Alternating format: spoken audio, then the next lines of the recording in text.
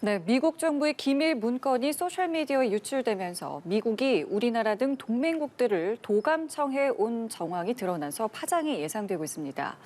미 국방부는 이 사안을 적극 살펴보고 있는 중이라며 미 법무부에 조사를 공식 의뢰했다고 밝혔습니다. 한편 북한이 지난 7일부터 동해 그리고 서해 군 통신선 전기 통화에 응답하지 않고 있는 상황입니다.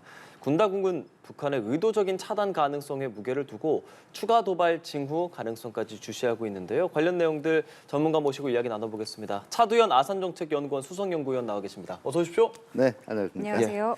네. 먼저 저희가 계속 기사를 통해서 전해드리고 네. 있는 내용. 이 미국 정부의 기밀 문건이 온라인에 유출돼서 파장이 되고 있는 이 내용 먼저 짚어보겠습니다. 지금 온라인에 유출되고 있는 경위 이것도 좀 살펴봐야 할 것 같은데 일단 네. 어떤 내용들입니까? 네, 지금 이 최근 근래 많이 관심이 되고 있는 우크라이나 전쟁 관련된 전황들이 이제 많이 소개가 되고 있고요. 예. 특히 이미 보도됐지만은 그 러시아군의 실시간 공격 계획이라든가 그렇죠. 전쟁 수행 여력, 그러니까 얼마만큼 각종 무기라든가 포탄 재고가 남아 있는가 이런 것까지 내용이 돼 있는데요. 이거는 지금 어떻게 보면 그 우크라이나 전쟁 전황과 관련된 거기 때문에 의당 수집할 수 있다라고 있는 정보라고 생각이 됩니다만 그 이외에 미국의 동맹국 관련 정보들도 다 포함이 돼 있거든요. 가령 예를 들면은 이 이스라엘 내부의 지금 내부 정치 문제들, 네. 그리고 또 미국 자체 전력 운영 문제들도 포함이 돼 있어요. 다시 말해서 미국의 항공모함이라든가 아니면은 미국 이 전략 잠수함들의 그 위치라든가 네. 향후 이제 그 기동 계획 같은 것들도 포함이 돼 있기 때문에 네. 상당 부분 여파가 커지고 있는 거죠. 우리나라 안보라인 통화 내용도 들어가 있는데 이건 어떤 내용이었습니까? 네, 결국 역시 우크라이나와 관련이 된 거예요. 우크라이나와 관련해서 이제 그동안 미국이 사실 바랬던 거는 우리가 직접적으로 우크라이나 군사 지원에 참가를 해주기를 군사적으로 지원해주기를 원했던 건데요. 우리 네. 입장에서는 사실은 살상용 무기는 제공을 하지 않는다라는 게 우리 정부 입장이었고요. 예. 그러다 보니까 이제 우리 정부가 미국에 공급하는 이 포탄이라든가 탄약과 관련해서 이것이 우크라이나로 다시 전달되지 않을까 하는 이 최종 사용자죠. 예. 관련된 이 정책들에 대한 우리 정부의 고민들이 좀 담겨 있었는데요. 네. 그와 관련된 내용들이 지금 이 문건에 포함이 돼 있었다라는 게 문제가 되겠죠. 예. 이번 유출 사건의 배후에 러시아 정부나 친러시아 조직이 있다 이런 이야기도 있던데요. 충분히 그렇게 추정이 가능합니다. 일단 문건이 유출됐다라는 얘기는요. 이 문건 유출 그리고 그게 이제 언론에 보도될 가능성이 충분히 있는데도 불구하고 문건이 유출됐고 이게 SNS에 퍼졌다라는 얘기는 결국 유출됐을 때 누가 가장 이익을 볼 수 있느냐를 의심할 수밖에 없어요. 그러다 보면 이게 우크라이나 전쟁과 관련된 지원 내용들, 우리도 관련된 게 지원 내용이잖아요. 네네. 우크라이나 전쟁. 그러다 보니까 이게 러시아 쪽에다가 이제 상당히 이 정황이 유리해질 가능성이 크거든요. 더더구나 이제 미국의 동맹국들과의 신뢰를 저하시키는 내용들이기 때문에요. 네.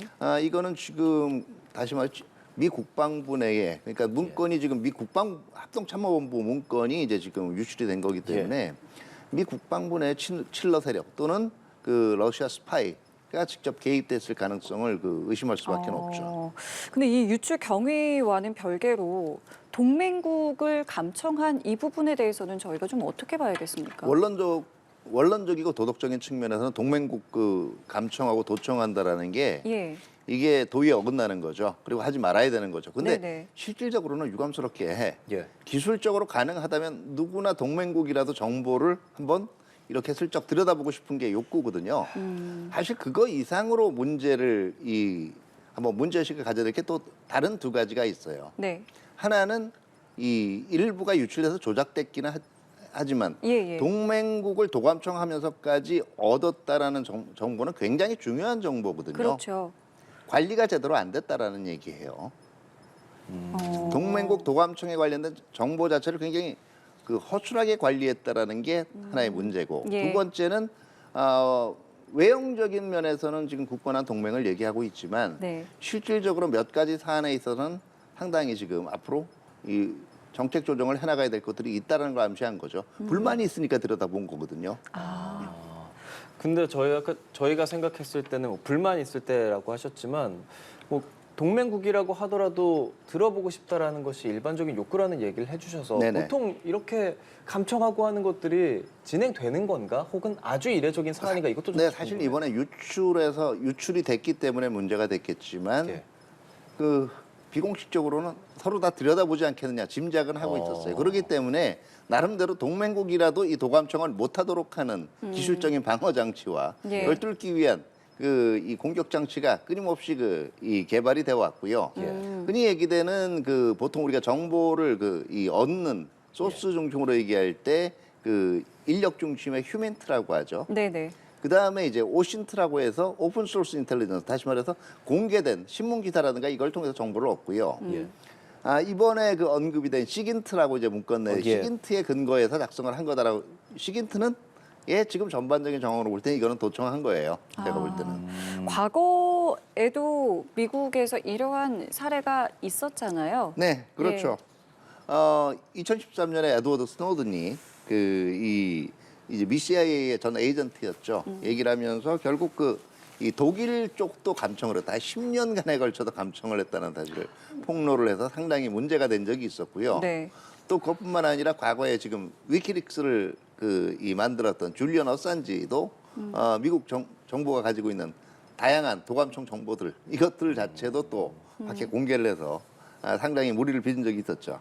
예. 근데 이 공개된 내용이 뭐 편집이 되거나 뭐 일부 좀 악의적으로 왜곡될 가능성도 사실은 좀 열어놔야 되는 부분 아니겠습니까? 그렇죠. 이렇게 문건의 일부를 지금 미국 정부도 생각하는 게 문건의 상당 부분은 네네. 지금 사실이지만 네. 일부는 조작될 가능성이 있다라는 거거든요. 그러니까 특정 국가와의 관계를 악화시키기 위해서 네. 정보를 조작하는 게 충분히 가능한 거죠. 그 중에 한 80%를 사실로 해놓고 예. 20% 정도를 조작된 정보를 집어넣으면 믿을 수밖에 없는 거거든요. 예. 지금 한국에 대한 정보들, 그러니까 김성한 국가안보실장과 이문희 전 외교비서관의 대화를 감청한 그 내용들 생각해 보면 이게 미국에서가 아니라 우리나라에서 우리끼리 한 대화를 감청한 부분이란 말이죠. 국내에 네네. 대한 내용들. 그래서 더 뭔가 이게 이렇게 할 수가 있나라는 생각이 들거든요. 기술적으로만 가능하면 다 보려고 할 거예요. 예. 그거는 아마 제가 보기에는 불편한 진실입니다. 국제관계에 있어서. 예. 지금 이런 대화 내용이 있었다라고 전해지고 있는데 예. 우리 대통령실은 어떤 입장 내고 있습니까?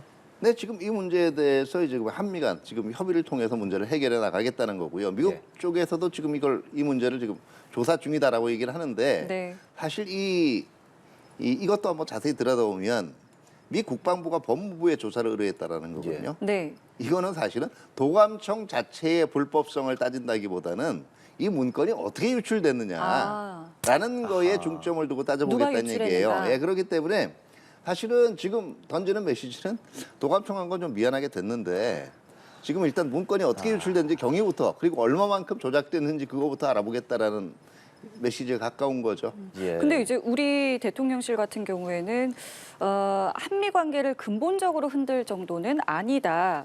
여전히 한미 동맹은 굳건하다라고 이야기를 하고 있거든요. 네.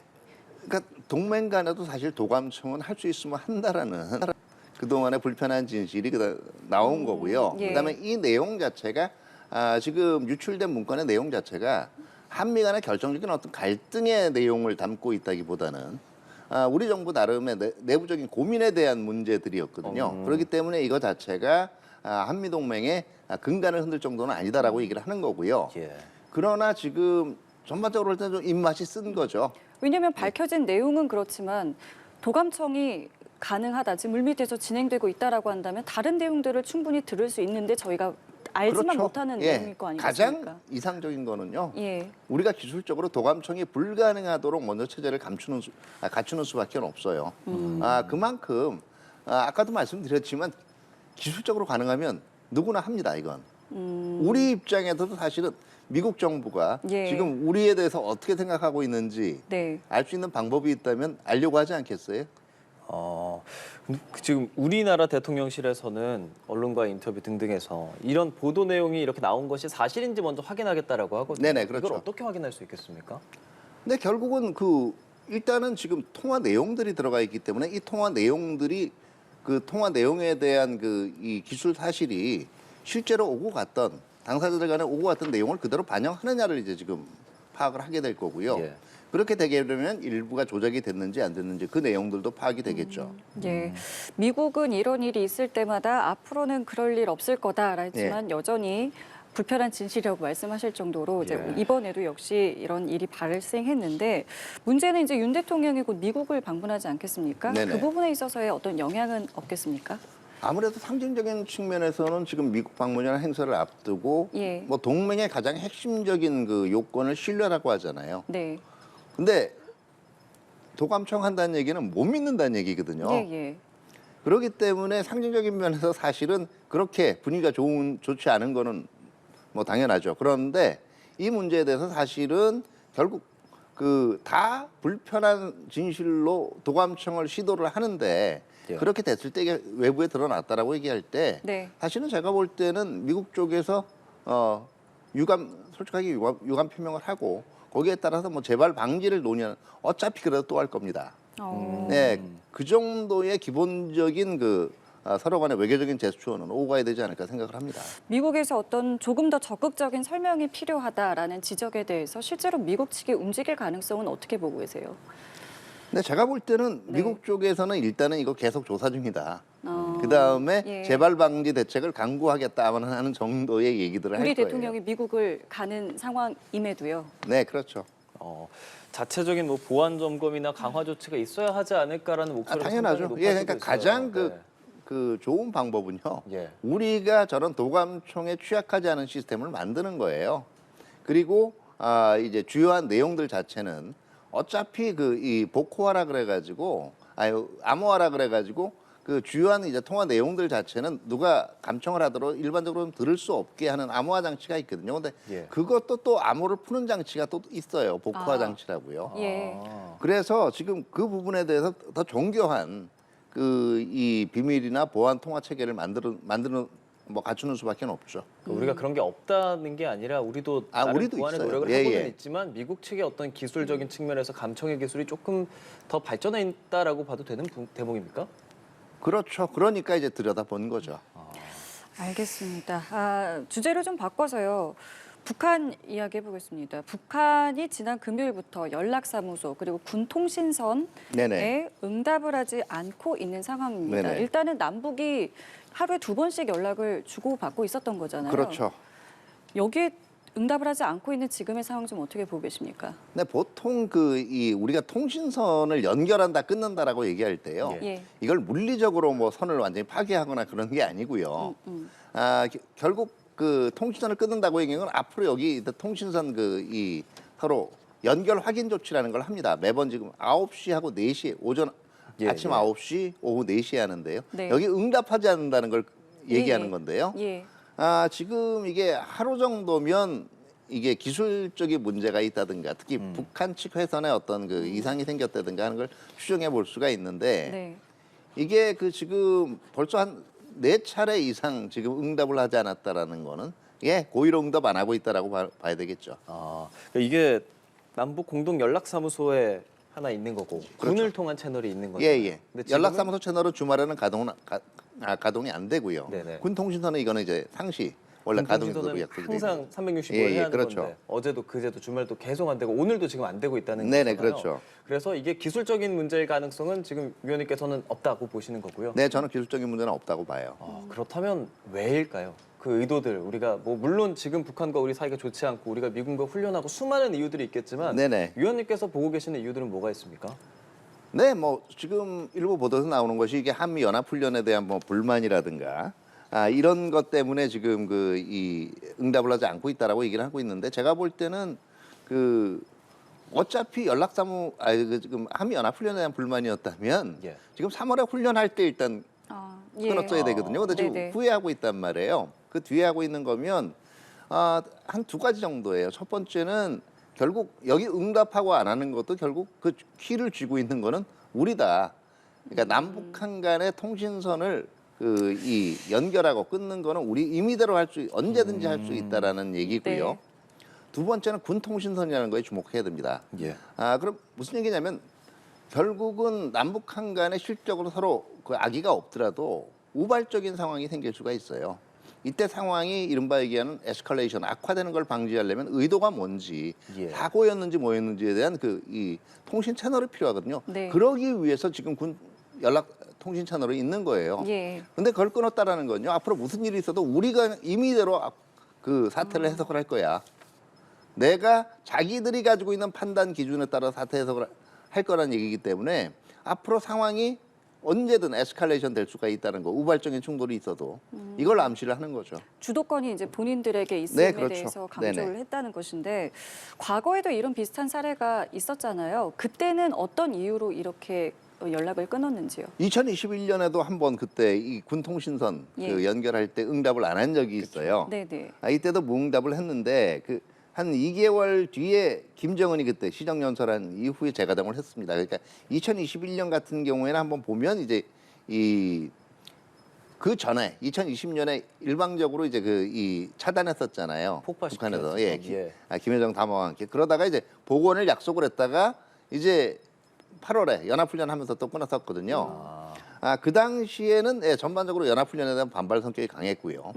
지금은 제가 보기에는 이거는 앞으로 그 한반도에서 이미 말씀드린 긴장 수위는 이제 우리 손에 달렸다. 이렇게 얘기하는 거나 마찬가지예요. 예. 그렇다면 만약에 북한이 다시 등장을 하게 된다면 그때 뭐 어떤 청구서를 혹시 내밀 수도 있겠습니까? 과거에 그런 사례들이 많았죠. 그러니까 뭐를 달라든지. 네네. 근데 지금 제가 보기에는 지금 나오고 있는 통신원 단절은 뭐를 요구하기 위한 사전 전조 단계라고 보기에는 좀 한계가 있는 것 같아요. 왜냐하면 지금 북한이 그동안 이 내놓은 대남 담화라든가 이런 것들을 놓고 볼 때는 예. 별로 우리하고 대화에 그렇게 미련 안 두고 있다라는 얘기거든요. 그렇기 때문에 뭐를 특별히 요구하기 위한 전조 단계로 하기보다는 오히려 제가 보기엔 도발 전조 단계일 수도 있어요. 도발의 예, 예. 전환될 수도 있다는 거예요. 그럼 지금 대화도 별로 요구하지 않고 직접적으로 뭐 어떤 이유가 막 명확하지도 않고 그냥 끊고 주도권을 가지려고 하는 북한이라는 지금 전반적인 분석인데 그렇죠. 그럼 우리는 계속 그래도 연락해야지라는 입장을 취하는 게 맞을지 그 부분은 어떻게 좀 생각하고 계세요? 근데 제가 볼 때 계속 시도할 필요가 있다고 예. 봐요. 왜냐하면 우리가 흔히 얘기하는 대화는 굉장히 유연한 수단이라고 얘기하는데요. 대화나 통신선 이 연결과 관련된 약속을 지키라고 계속 요구하는 것도 일종의 압력입니다. 그리고 그런 우리가 취할 수 있는 조치들을 다 취한 이후에 북한에 대해서 대응 조치를 취해야 국제사회의 오디언스들, 청중들이 우리의 정당성을 더 높게 평가를 하게 되는 거죠. 예. 이런 가운데 북한은 핵 어뢰를 또다시 공개했습니다. 네네. 벌써 세 번째고요. 네네. 수중 폭발을 공개했는데 지금 주장하고 있는 이 결과를 보셨을 때 어떠셨습니까? 네, 헤일2로 얘기를 했고요. 지금 이 핵 어뢰 같은 경우에는 이미 핵 어뢰라는 용어가 얘기해도 이게 특정한 함정의 파괴의 목적이 아니에요. 중요한 그 항구 시설이나 이런 이 대형 거점 시설들을 파괴하기 위한 목적으로 주로 개발이 된 건데요. 예.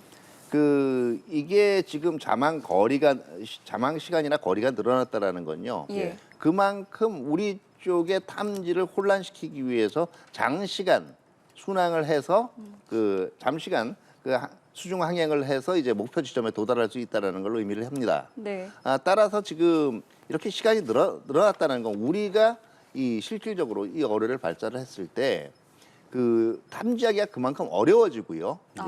또 북한 입장에서는 자망 이후에 급격히 이제 이 수위를 높이면서 실제로 목표점에 도달했을 경우에 그거를 막기에도 굉장히 힘들어지고 있다는 걸 의미합니다. 물론 이건 북한 측이 발표한 성능이 그대로 나올 때의 얘기입니다.